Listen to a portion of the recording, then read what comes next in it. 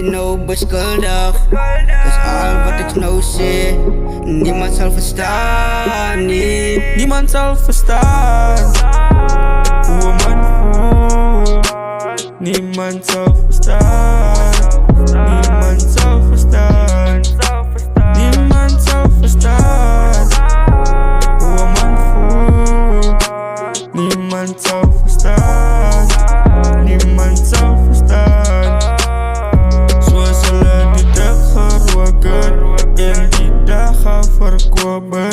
Het is zo gekomen dat mijn ouders uitvinden van die dingen wat aangaan. Toen was ik uitgescoord uit die huis uit. En vandaag zit ik zonder ouders, zonder brazen.